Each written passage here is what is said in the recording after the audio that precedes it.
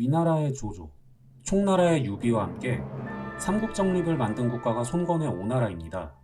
오나라는 손권의 아버지인 손견과 형 손책, 이렇게 2대에 걸쳐서 만들어진 기반을 손권이 이어받아서 시작부터 매우 순조로운 출발을 한 국가입니다. 오나라의 시조인 손견은 강동의 호랑이라고 불렸는데, 손견은 동탁을 없애기 위해 전쟁터에 나간 적도 있고 마지막엔 유표와 싸우다가 화살을 맞고 불과 37세에 죽었습니다. 그리고 그 뒤를 이어 손권의 형인 손책은 아버지 손견이 죽은 후에 강동 지방을 평정했는데 암살 공격을 당하고 중상을 입어서 귀신에 시달리다 죽었습니다. 이후 형으로부터 자리를 물려받은 손권 시대 때부터 오나라는 삼국지의 중요한 한 축으로 분류됩니다. 그런데 이런 손권의 오나라를 떠올려보면 뭔가 이도저도 아닌 게 무대의 조연 같은 느낌입니다. 손권의 오나라가 이런 취급을 받는 이유는 무엇일까요? 우선 오나라의 주인인 손권 자체가 유비와 조조와 다르게 타고난 금수저, 아니 핵수저였기 때문입니다. 손권에게는 창업 드라마가 없습니다. 조조나 유비는 군웅할과의 쟁패전에서 싸워왔는데 이 둘의 생애는 격동의 인생이었습니다. 그런데 손견과 손책으로부터 나라를 그대로 이어받았기 때문에 평범한 드라마가 될 수밖에 없었습니다. 이게 오나라가 삼국지에서 조연 역할을 한 이유 중 하나일 것입니다. 두 번째로는 손권의 경우에는 천하를 얻으려는 의지가 매우 약했습니다. 위나라와 총나라는 끊임없이 싸웠고 유비가 죽고 나서도 제갈공명이 뒤를 이어서 북벌을 할 정도로 위나라에 대한 대항의식이 강했습니다. 손권은 가끔씩 위나라나 총나라의 침략을 받고 거기에 반격하는 것이거나 주변 지역을 좀 더 확장시켜 보려는 정도였습니다. 한마디로 손권은 지방정권에서 더 크게 성장하려는 욕심이 없었습니다. 세 번째로는 손권의 성격과 관련이 있는데, 일단 손권도 삼국정립의 축을 만들었다는 점에서 영웅인 것은 맞습니다. 그런데 어떤 타입의 영웅일까요? 형인 손책이 26세의 젊은 나이로 죽으면서 자신은 적극적으로 싸우는 것이 특기인데 동생 손권은 지키는 것을 특기로 하는 방어형이라고 말했다고 합니다. 형이 동생의 성격을 제대로 간파하고 있었던 것입니다. 실제로 손권이 집권하고 나서 평생 방어하는 인생만 살다 갔습니다. 이게 위나라와 총나라와는 달리 오나라의 이미지가 굳어지게 된 또 하나의 이유입니다. 그런데 재미있는 것은 가만히 있으면 중간은 간다고 삼국 중에 제일 오래 살아남은 국가가 바로 오나라입니다. 결과적으로 보면 오나라가 승자라고 할 수 있을 겁니다. 근데 오나라가 정말 가만히 있어서 오래 생존했을까요? 몇 가지를 보게 되면 그것도 아니라고 볼 수 있습니다. 첫 번째는 인재를 열심히 등용하고 활용했다는 점입니다. 물론 위나라나 총나라도 우리가 알고 있는 뛰어난 인재들이 많았지만 조조는 부하를 지나칠 만큼 혹독하게 부리는 스타일이었고 유비는 지나칠 만큼 정이 넘치게 부하를 다루는 게 단점이었습니다. 그런데 손권은 유비나 손권보다 사람의 성향을 깊이 이해하고 매우 적절하게 활용한 것으로 보입니다. 무엇보다 부하를 철저하게 신뢰했는데 대표적으로 총나라 제갈량의 친형인 제갈근을 크게 기용한 것입니다. 제갈근은 동생과 다르게 오나라 소속입니다.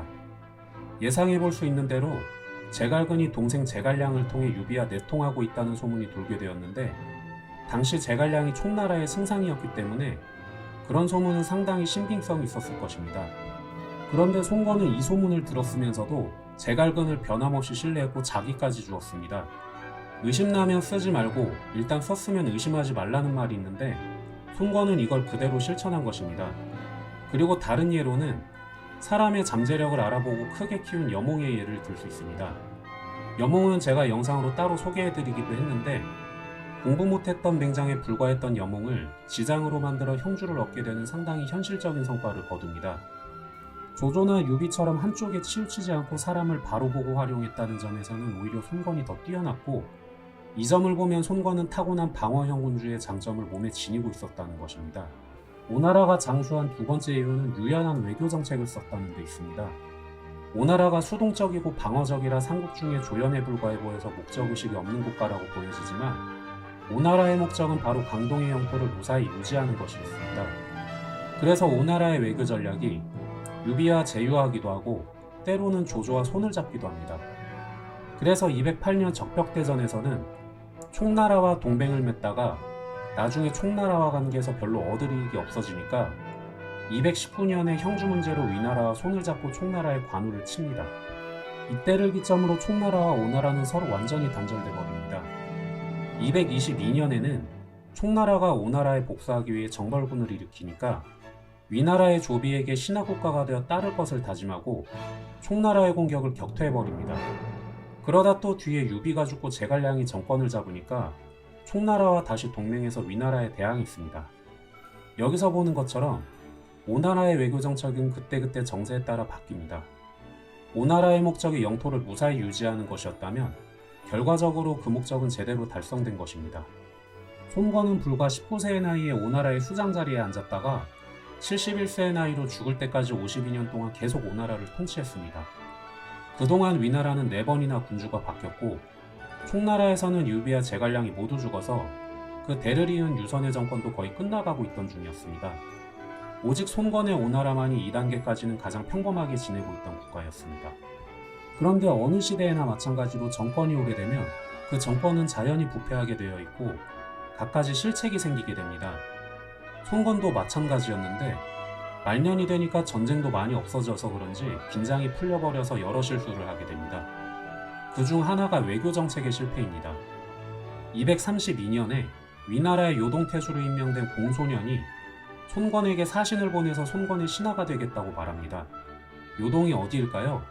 바로 당시 우리나라인 고구려 옆 동네입니다.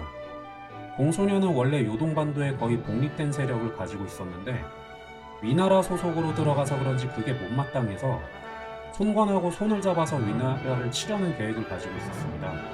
그런데 손권은 이걸 제대로 검토도 안 해보고 너무 기쁘게 생각해버려서 그 이듬해 사절을 보내면서 엄청나게 많은 선물들을 보냅니다.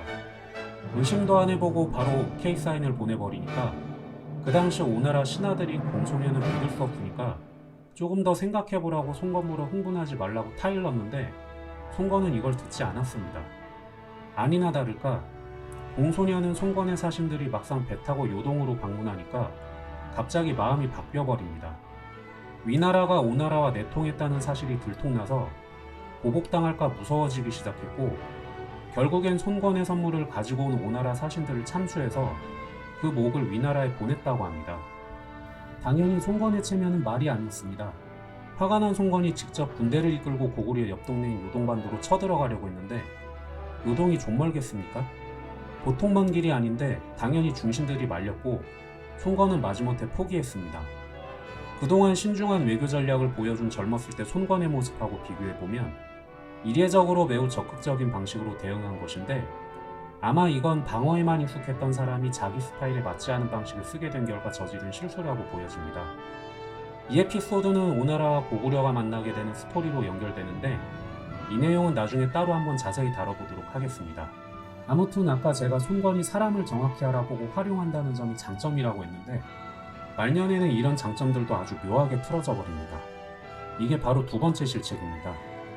손권은 말년에 여일이라는 검사관을 감싸고 놀았는데 이 사람은 법률을 인정사정 안 봐주고 가차없이 적용하는 무자비한 관리였습니다. 이 사람을 채용할 때 반대하는 신하가 상당히 많았고 손권의 장남이었던 황태자 손등도 손권을 말렸습니다. 사실 법을 가혹하게 집행하는 관리가 꼭 나쁘지는 않고 경우에 따라 필요한 경우도 있지만 여일의 경우는 더 큰 문제였던 게 적국과 내통했다는 사실에 있습니다. 나중에 이게 발각돼서 여일은 사형당하고 손권은 자기의 불찰을 신하들에게 사과했습니다. 세 번째 실책은 후계자 선정 문제입니다. 손권의 후계자가 될 황태자는 장남 손등이었는데 이 손등이 아빠 손권보다 먼저 죽어버립니다.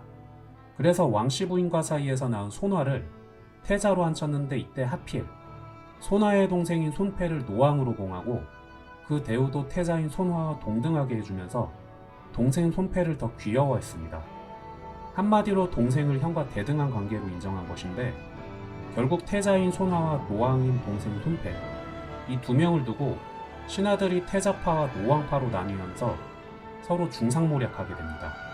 파벌 싸움은 사실 역사에서 흔히 있는데 이때 중재 역할을 해줘야 할 당시 승상이었던 육손이 형주로 오랫동안 출장가 있던 상태라 조정이 없었기 때문에 오나라 조정은 중재자 없는 상태에서 동생 노왕파가 장남 태자를 실각시키려고 시도하는 등 파벌 싸움이 매우 심해집니다. 무려 8년이나 이 사태가 계속됐는데 상황이 너무 심해져서 이 소식이 형주에 있는 육손에게까지 들어가게 됐습니다. 그래서 육손이 손권에게 그래도 태자는 태자니까 국가에서 중요하게 보호해줘야 하고 동생인 노왕 손패와는 대우도 다르게 해줘야 된다고 편지를 보냈는데 손권이 이 편지를 무시해버립니다. 결국 어떻게 되었을까요? 동생 노왕파는 손권이 자기들 편이라고 생각하게 됐고 자기들 편을 안 든 육손을 이참에 아예 없애버리기로 작정하고 손권에게 육손의 재산 20가지를 거짓으로 꾸면서 손권에게 제출합니다. 예전에 손권이었다면 이런 글들을 무시했을 텐데 나이가 들고 판단력이 둔해진 손권은 낚여버려서 육손을 아주 혼내버리기 위해 형주까지 일부러 사자를 보냅니다. 손권의 문책을 들은 육손은 결국 화가 극도로 치달아 화병으로 죽어버리고 맙니다. 손권은 쓸데없는 분쟁을 일으켜서 명장 한 명을 잃어버리게 된 것입니다. 이후 손권의 육손이 억울하게 누명을 쓴 걸 알고 뼈저리게 후회해서 결국 태자 손화는 태자 자리에서 내쳐버리고 노왕 손패 그리고 손패를 지지했던 일당들을 모조리 참수했습니다. 그럼 태자 노왕 다 갈아엎고 누굴 후계자로 삼았을까요? 바로 8살짜리 손량을 태자로 세웠습니다. 이 파벌 싸움이 8년이나 계속돼서 그동안 국력 소모가 매우 심했고 급기야 2년 뒤엔 8살짜리 태자 한 명 남겨두고 손권도 세상을 떠납니다. 손권이 죽은 후에 어린 손량이 252년 황제 자리에 올랐고 그때 이후로 오나라는 급속도로 몰락하기 시작했습니다. 총나라의 멸망은 위나라가 오나라에 집중할 수 있는 계기가 되었고 위나라를 이은 진나라의 공격으로 오나라는 결국 멸망하게 됩니다. 이만 영상을 마치겠습니다. 시청해주셔서 감사합니다.